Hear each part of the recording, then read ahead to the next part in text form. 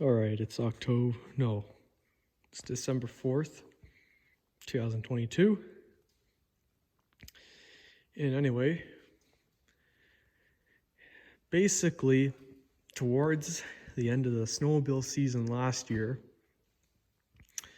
I got rid of my Vector, my RS Vector. And in the last couple of weeks, I've been looking for a snowmobile. And my last sled, I had a lot of regrets.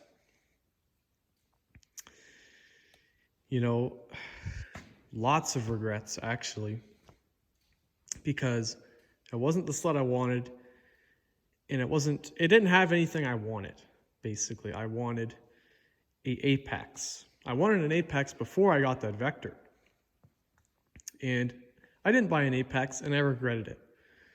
So I have a sled. It's right here.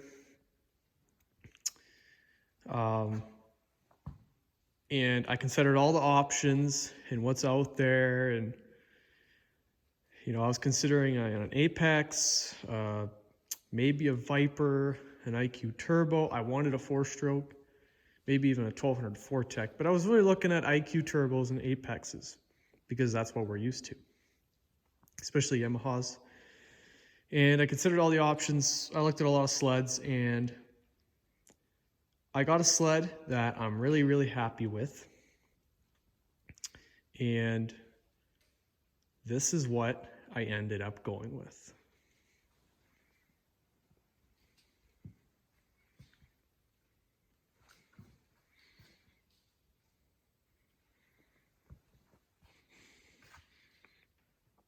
It's a 2012 Yamaha Apex XTX 10th anniversary edition.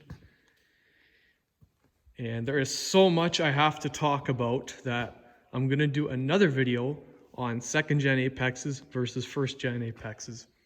But in this video, I'm just talking about the 2nd gen.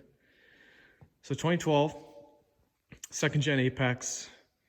It's got the power steering, the electronic power steering, which is really nice. It has the X-Up system. Pretty advanced exhaust system, completely different from the 1st gens. But we will go over that next video. But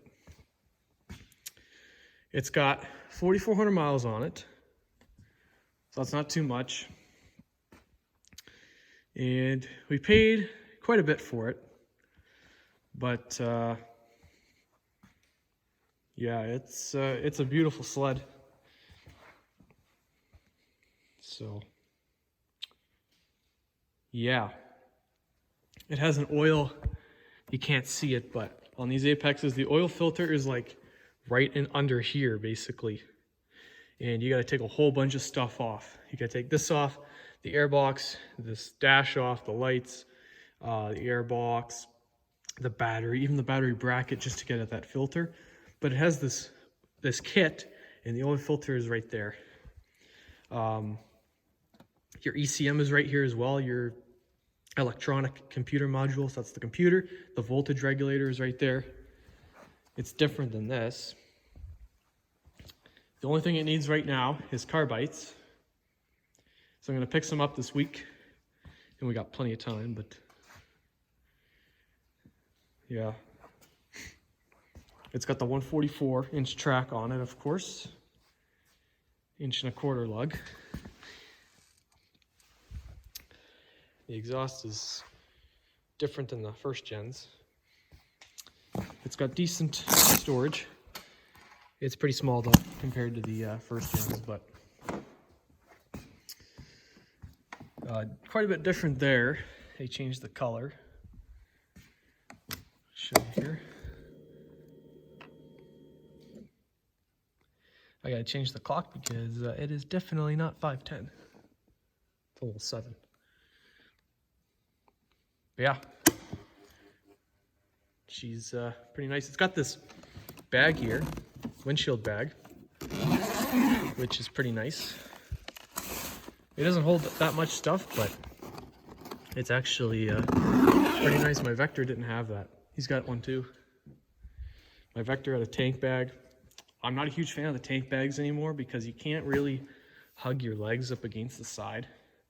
And versus without it, you can really get up close and get up close to the machine. So, but yeah, it's black, which is a really nice color. They look sharp. My snowmobile gear is black as well. So, I mean, I didn't buy this sled because it's black. It's just, I lucked out there, I guess. Very nice. So in case you guys don't know too much about these sleds, basically, they made these sleds from 06 to 2018, and they have a 4-cylinder, 4-stroke, 998 cc. So basically a 1000 cc engine.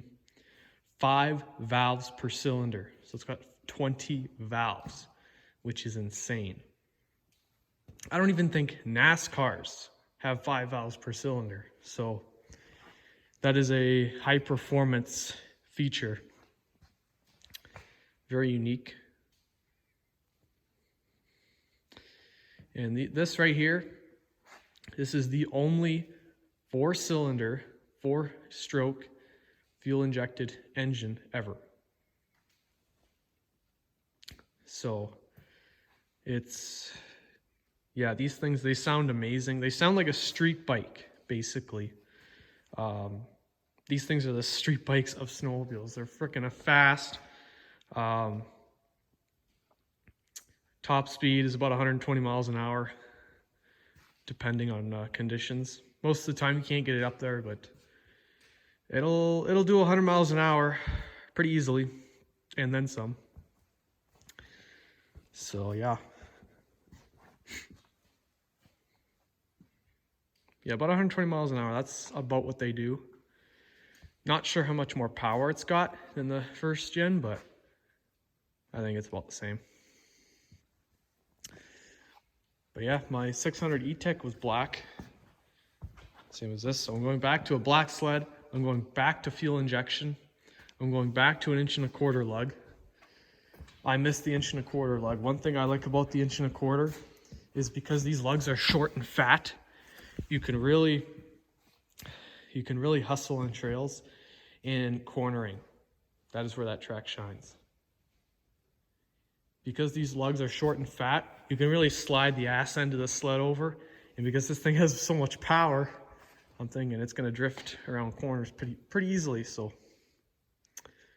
I'm excited about that. It came with handguards,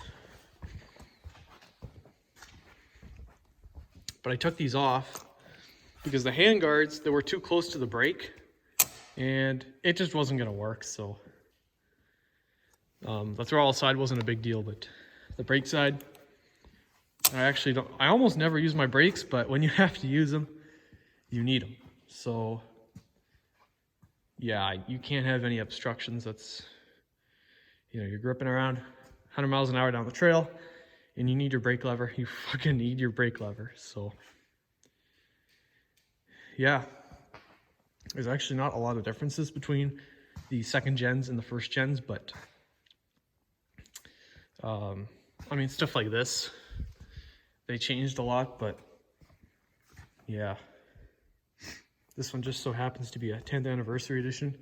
So that 10th anniversary, that's the 10th year that they made 4-stroke. So in 2003 was the first year they made the first production 4-stroke. So 2012, that's the 10th year. So I mean, it hasn't been really 10 years, right? Because it's 2012, not 2013. But that's the 10th year they've made the sled. So yeah. Yeah, these sleds have about 150 to 160 horsepower, 163. And it has this X-up system. There it is. So basically, that stands for exhaust ultimate power valve. So there's a valve in here, and it opens and closes. It's like a butterfly valve. And it's electronically controlled right here by the computer, I believe. And at a lower RPM, it's supposed to close more. and it's supposed to have more back pressure and have more consistent power or more powers. So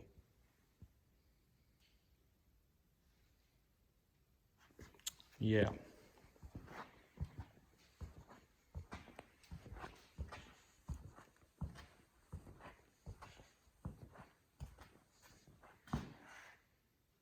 Yeah, I'll do a second video.